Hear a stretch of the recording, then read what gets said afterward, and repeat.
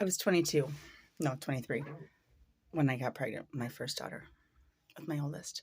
She is 15 now. And I was in no kind of way to be having a baby. Financially, emotionally, maturity, social support, no kind of way to be having a baby. And everybody knew it. I was on the other side of the country from where my home was in Colorado, and my baby's father just came straight out and said, I don't want to be a father. I like my life right now. I like what I'm doing. I kind of like being a traveling hippie and not having to settle and settle down. And he wasn't being a dick. He was being honest. And he had a right to do that. And I'm so grateful for that. I'm so grateful for that. And here I am, 40 years old, and she's 15. And, but he was honest, and, he's like, well, I don't want you to make me a deadbeat dad. I just don't want that kind of responsibility. And, so kind of like go home, have an abortion, come back and be with me. We'll be together. And it sounds like, all your emotions are wrapped up. It sounds kind of like a dick thing to do, but, women do it all the time. Like, I don't want the responsibility of being a mom, so I'm going to have an abortion. And a man has a right, if a woman is pregnant, a man has half of a right to say whatever he wants, because ultimately it doesn't matter what he says. So any of these women out there that are touting this bullshit feminist movement of, well, you don't have a vagina, or, you don't have a right to speak on this because you don't have fallopian tubes and get your period. You know what? Shut up. Let them talk. And you know what? If they sound ignorant, then hear them out anyway. Maybe they'll learn something, or you will learn something. But if you have a baby in your belly, there's a man out there that has half of a say of what happens to that child. And there's plenty of men that want babies, and the women abort anyway. And those guys are just screwed. Nobody hears them. Nobody cares what they have to say. So my daughter's father didn't want a baby, and so we broke up, and he got me a bus ticket home to Buffalo, and it was the right thing to do at the time. And he just got his food stamp card, and he offered to buy me some food, and I was so stubborn. I was like, I don't want a fucking thing from you. I'm going to take my tent, because we were homeless and, living outside of, the dumpster campgrounds, or, sponging for change at gas stations and getting motel rooms, and with our dog, and, I just roughing it like hippies do. And so I'm like, no, I don't want shit from you. And I get on this bus bawling. And it occurs to me once I'm on the bus in Colorado, like, I'm going to Buffalo, New York, dude. How am I going to eat for the next 2.5 days? Like, fuck. I'll just ask people for money. Well, the first stop, there is this dirty hippie kid with dreadlocks, and he's a stinky hippie kid, but he's just so fucking friendly, and he's got a little puppy with him. He's like, this is my seizure alert dog, and I talked to the to Greyhound and told him he went to like this, school of obedience school, and he's a working dog, a seizure alert dog, and so he convinced, he's got this puppy on the bus, and so I have a puppy to play with, and he's like, I saw you get on the last stop, and he's like, I'm actually going to New York. I'm going to be, getting off after you, and I was like, he's like, I'm going to buy you lunch and buy you dinner at the rest stop, and I remember it was 4:20. Because we saw some black boys smoking a blunt outside the Burger King. And I was like, you know what? I don't give a fuck. I'm going to go home and have an abortion. Can I hit that blunt? And they're like, yeah, here you go, sister. Have some of this. I'm like, I'm somewhere in Oklahoma, I don't know. But, these guys are fucking cool as hell. And they're smoking a blunt. And it's just been a rough time. But happy 420. And so me and this kid are talking. He's in kind of a similar situation. And something with his girlfriend, and you were talking about the laws of divine proportion, and you know, how your foot, how the inside of your foot is the same length as, like, from your wrist to the inside of your elbow, and you know, they call it the golden ratio, or law of divine proportion. And like, we're talking, and like, for a day and a half, and he's just feeding me. And at one point in like Ohio or something, our buses were like splitting up, and he was going a different direction. And this kid, I swear to God, if this kid ever comes across this video, if he ever sees this, like, I don't remember your name, dude, but you saved my life, and you went down in my history as an angel, as the angel that fed me for 3 days because I was too stubborn. And this kid put up a fit at the counter. He's like, this is my cousin, and I have seizures, and if she doesn't come with me, and my dog alerts me to a seizure, I have nobody to help me. I need my ticket changed. He did all of that just so he could stay on the same bus as me and make sure that I had food to get home to Buffalo. And so I get home to Buffalo, and I'm homeless, and I'm living with my sister, and she's supposed to leave me bus money to go to ECMC to apply for Medicaid so I could get abortion. She took my money and bought beer with it. So here I am flipping out that you took my bus money to get to the hospital. I'm supposed to get this Medicaid so that I can get this abortion. And I finally scrape up the change to get to the hospital. And I miss the open hours for the Medicaid office. But I run into an old friend of mine. A friend named Fuzzy. I call him Fuzzy. Who was a friend from our high school, was in a really bad car accident. And he was there visiting our friend. And so he and I reconnected. And this is another angel in my life that let me live with him while I was pregnant and didn't have any money, and just looked out for me, and I wasn't going to have the baby. But, you know, I called the abortion clinic, and I'm like, you know, how's this going to affect me later on when I want to have kids? And this girl sounded like she was 16, chomping on some gum. I'm just like, oh, don't worry about it, honey. We have repeat customers all the time. I'm like, something in my stomach just turned.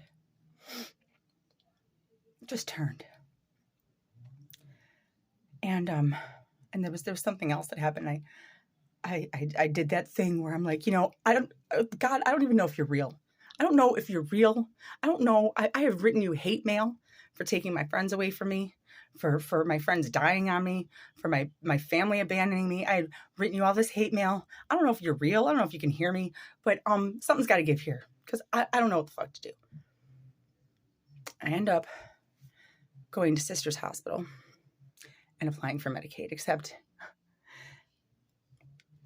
my dumbass didn't realize that Sister's Hospital is Catholic Charities, or Catholic hospital, and their Medicaid does not fund abortion.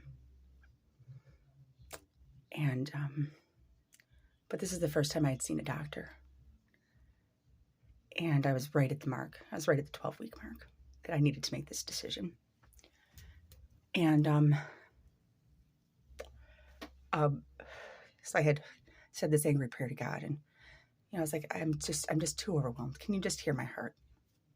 Because I don't have the words to say all the shit that I've been through, and all the dumb shit I've done, and all the bad fucking predicaments I've put myself in, and all of the. So this prayer comes over the loudspeaker. It says, you know, sometimes we don't have the words to talk to God, but He can hear our hearts. So that caught my attention. And I see this nurse, and she's talking to me about everything that I was saying in my prayer.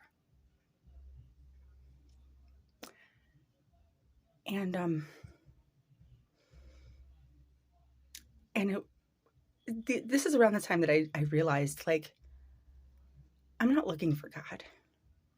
God is like showing up all over the place. Like, there's no denying it. There's no denying this is happening. Somebody got me in touch when I made that choice said, okay, I'm going to keep my baby. And so he got me in touch with a lady from Project Rachel, Catholic Charities. This woman did not preach to me. She did not ask me if I had accepted Jesus Christ as my Lord and personal Savior. She didn't say a word. She just said, what do you need for your baby? And of course, my dumb butt signs up for the Lamaze classes. I'm like, oh, I'll take the last round. You know, I'll sneak them in right before I go in. Of course, I go in labor a month early. And I'm freaking out because I have nothing for this kid. Clothes, diapers, bottles, nothing. Nothing. And 3 days before I go into labor, this truck shows up. This truck shows up with a baby shower that I didn't have.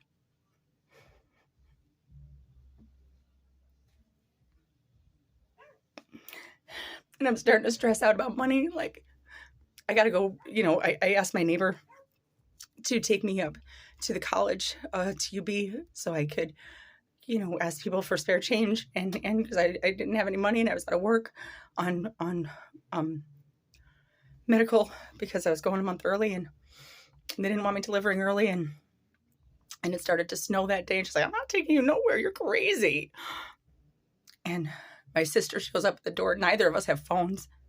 And my sister's crying to me. And she's like, Bridget, I had this dream that you went into labor without me and I missed the birth of your baby. And I wasn't there and you couldn't. And right as she's saying this and crying, I fucking pissed all over the place, but it wasn't piss. My fucking water broke while my sister is crying to me that she thought that she was going to miss the birth of my baby. On the day that I was going to go in the snow asking people for money.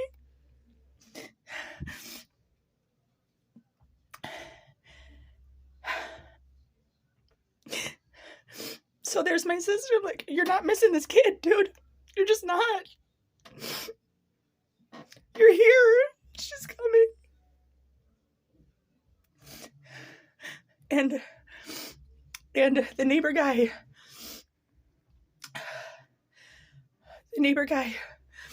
gave me a check for $100 for like a Christmas present. My daughter was born in November. For Christmas, he gave me $100. And I was like, wow, that's a little extreme. You know what? I was like, thank you so much. But he's like, he told me how he was in love with his girlfriend. And he loved her so much. And he wanted to marry her. And she got pregnant. And he wanted nothing more than to have a child with her and a family. And she didn't want that. She wanted to go and be a career woman. And she didn't want to settle down. And she aborted the baby that he really wanted. So he kind of felt like he was making up for that with me and my daughter. And there's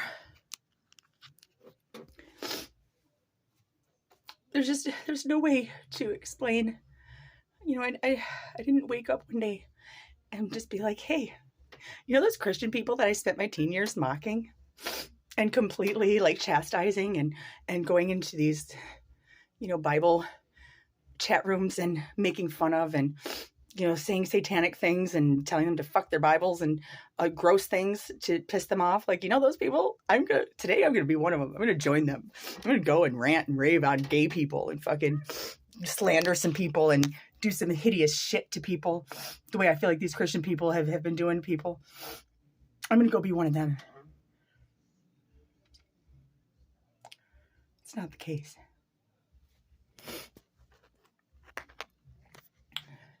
I have seen some things. I've seen some things in these last couple of years, the last 2 fucking years, that church could never, ever prepare me for. I'm going to church for like 14 years. Nothing could have prepared me for that. But you know what? This crazy lady came out of me. Because running around high as fuck, naked with a sword, wearing my handmade jewelry, my necklaces, and and bracelets. I was like, if this dude thinks I'm fucking nuts, I'm going to let him really think I'm fucking nuts. Not Adam, the other guy, Mike. The guy that fucking drugged and raped a girl and put it online for money. Because he had those intentions for me. And he's been going around trying to blame Adam for that. I'm saying Adam did that to me. Nah, dude. Didn't happen. As far as I know, unless somebody shows me some video proof. That shit didn't happen. Mike did that shit. There's some dark, dark stuff. So here I am running around.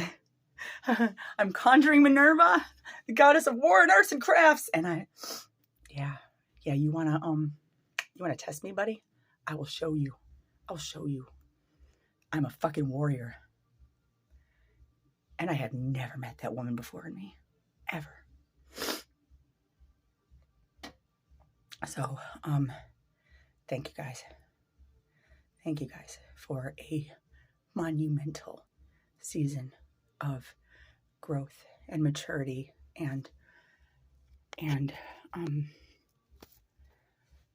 apparently some people like 15 years ago were traveling across the country with me. I would have never imagined. I mean, listen, when I started going to church, I bet you I was annoying as hell. Because all of a sudden, this amazing stuff started happening to me, and my needs my needs have always been met, but not like this. Not like this. I didn't go to church to look for God. God was showing up, and I'm like, dude, what do you want me for? Why are you looking for me?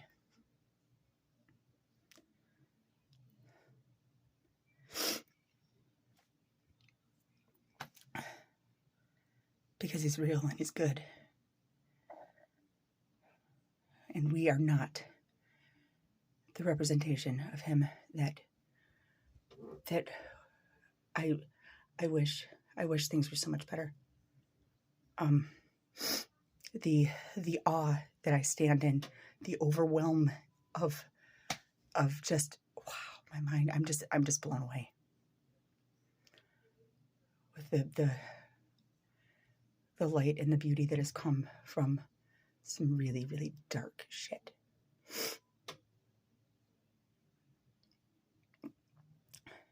Some really awful things. And, what's funny is that some of these people I used to hang out with, when I started going to church, I realized, wow, all these people do is like sit around and bash Christians all day. Like, that's all they do. Like, aren't they more fucking hateful than Christians? Aren't you worse than them? And I took some things straight to God. I said, hey, God, you really want to talk about...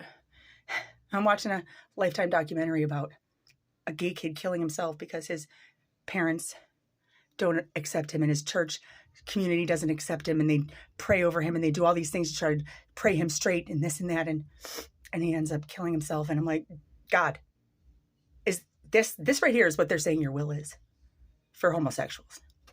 Can you speak on that for me, please? Because I want to know.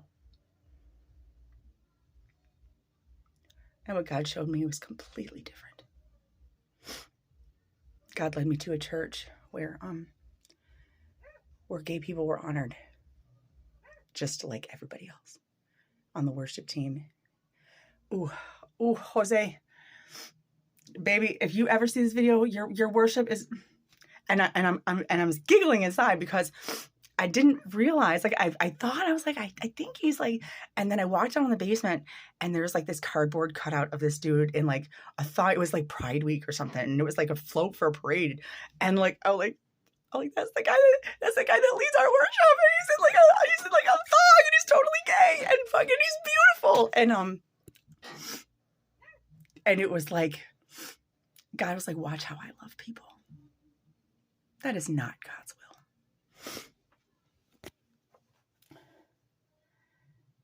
Whether you agree with the scriptures or not, whether you believe or not, listen to how people talk about these things and shame people the Bible says this, blah, blah, blah. Do you know how many people listen to your conversations and might go home and consider offing themselves because of your disregard?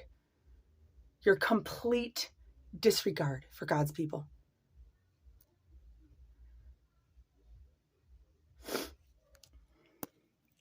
Can we approach some things with some sensitivity? Whether you like it or not, keep your mouth shut. God didn't turn anybody away from the table. Jesus didn't turn anybody away. You turn them away with your words and your attitude. You're holier than thou. And I've been there, so I know. Fuck. When I was coming up, I couldn't talk to my friends about being attracted to women. I couldn't tell my friends that. In fact, the girl that I had a crush on, that was coming and sneaking and making out with me, kissing in the bathrooms at my group home, turned around in front of all our friends while right in front of my face and was like, kissing girls is gross. I don't know why anybody would do that. I'm like, I'm fucking in love with you, dude. Bitch broke my heart. We didn't talk about these things. Not like, you know, as open as people are today, and good, let them be open. Let me openly say I've had alcohol issues, that I've had issues with drugs, that I was self-medicating for Adderall that I couldn't get from a psychiatrist because I just switched to Medicaid and my Medicaid wasn't covered. And not only was I doing that, I was walking into a trap, not realizing that I was also being groomed for trafficking and that my fucking, there goes your credibility, bitch. Now the whole world can just say you're a crazy drug addict and it's your own fault. Guess what? Jesus loves me.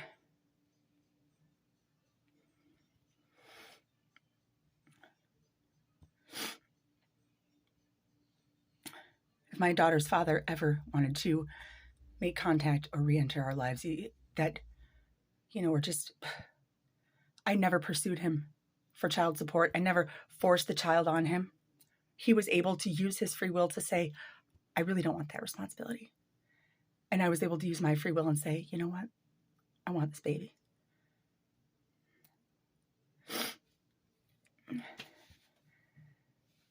And damn, parenting is hard. Living is hard. Making your own way is really fucking tough. You live and you learn. And I've learned a lot.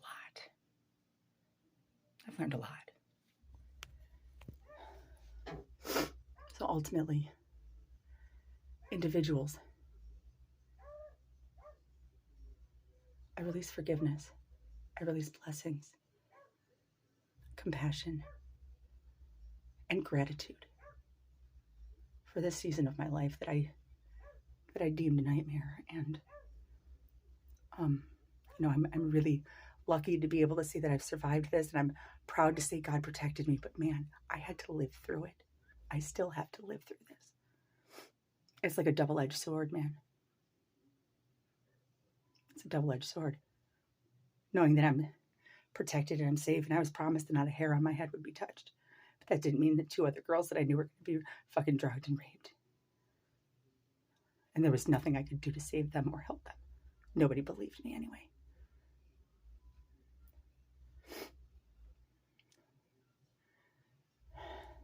There's some really sobering realities. And for everything that is duality in this world, you have your choice.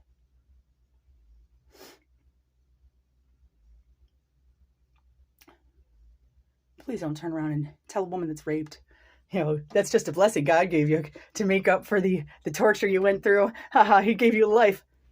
No, that's not how this works at all. Because if you remember back in the day, being raped was completely fucking shameful. Having a baby out of wedlock was fucking shameful. So shameful that your rapist got to keep you because nobody else would want you. Don't turn around and tell a woman that is seeking an abortion from rape that that's God's gift of life. That's like just really insensitive. When they brought when they brought the woman to Jesus, and she had been caught fornicating, and there's this huge ordeal about this woman being brought to Jesus, and they're like, yeah, she's gotta pay for her sin. They make this deal to say, make a point to say that Jesus stops and he writes something in the sand on the ground. But they don't tell you what he says. And for years, that drove me insane.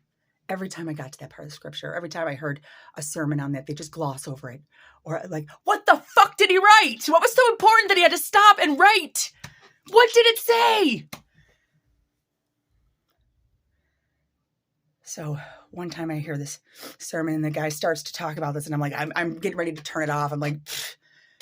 And he's like, I think part of me wonders if he didn't write out the question, where is the man?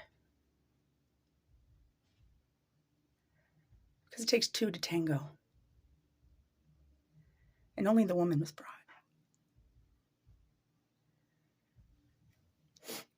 Only the woman was brought.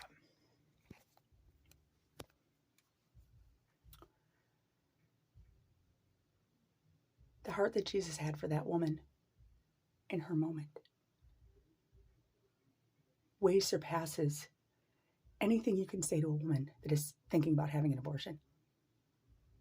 See, because Jesus has a heart for the woman, pro-life, life.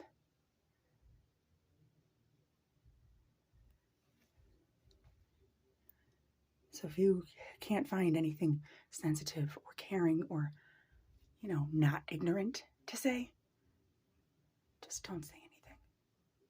Be okay with not rambling some mindless bullshit scripture, because I've been there, I've done that.